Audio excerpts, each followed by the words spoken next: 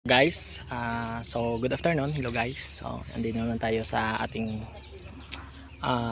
area. So kung saan so mga 68, I think 68 dapi na to eh. Hanggang 70 siguro pero hindi pa to aabot. So medyo malalaki na siya. Kasi sa variety niya. So ang ginagawa natin dito, ito magiging reject din to balang araw. So actually sayang siya pero kumakain din siya ng vitamins. So kung puputulin natin, i-condemn natin to, yung nutrients mag-focus na lang sa mga natitirang bunga.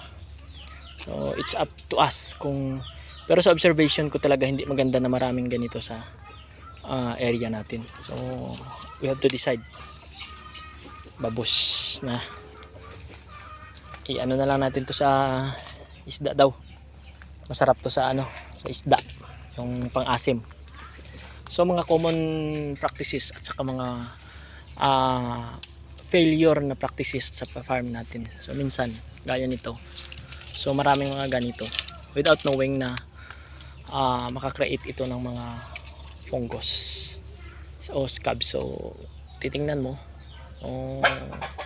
ipo-focus mo ng konti, meron talaga kasi iba talaga pag halimbawa ng ganito wala kasi walang may dumi, walang may patay na mga tangkay. So maganda ang bunga niya. So ito naman, so may paunti-unti pero di bali, pagaling na ito eh. So mga dalawang tama pa ng fungicide natin, okay na ito. So karaniwan kinukuha ko ito kasi parang napapangitan ako ng tingin. So gaya nito, so dito na yung mga bunga nila.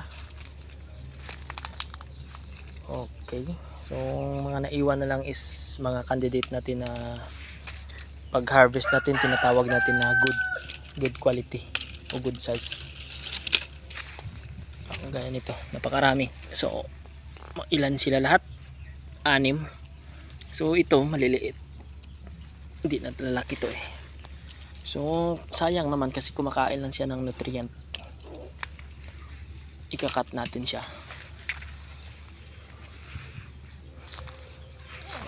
Iba talaga pag mga isahan lang yung bunga niya. So grabe yung laki. Isa lang kasi siya eh. So ito sila dalawa naman, but then may sigay sa dulo. So ikakat natin din. Ganun lang ang practices natin sa farm. Kung maabot natin, kaya nating abutin. So ang ginagawa natin, kinokorek natin yung daloy ng nutrient sa mga bunga. So pag makorek na natin yan, makukuha natin yung mga pabigat. So maganda ang output nila. Gaya nito, 3 sila. So kukunin natin yung ito.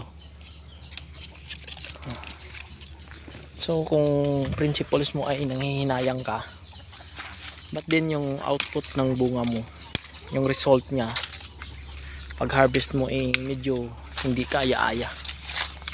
Kasi nagkukumpetensya pa to eh. Habang lumalaki sila, kumakain din yung mga yan. Gaya nito guys. So di pa abot ng 70 to pero malaki na. So, ayan yung mga bunga niya. Yun, hindi natin kayang abutin.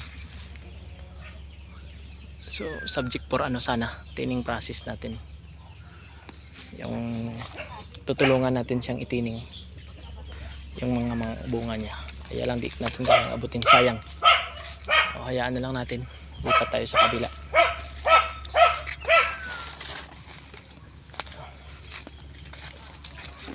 Doon sa kabila niya is bumunga din to nakaraan ng konti, mga maliliit yung mga bunga niya. Pero sa isang tonelada na nakuha namin, mga 80 kilos lang yung mga maliliit. In short, maganda ang variety niya. So ito na ngayon siya. Balot pre-practices po ito. Hindi tayo nagbabalot kasi diba sayang naman yung ano natin, yung nutrient ng araw pag hindi masalag ng bunga. Yan po. So yan, maliliit. I-ano na lang natin sa isda.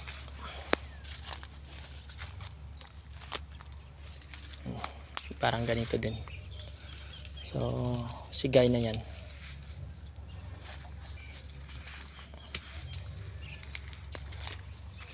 So iiwan natin yung magandang quality talaga ng bunga. Medyo may kaliitan ang area na to, pero di bali sa sunod na taon.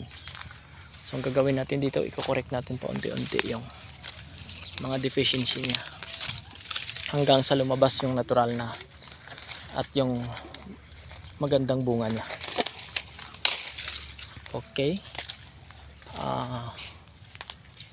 Yan lang po muna. Magandang hapon. Salamat.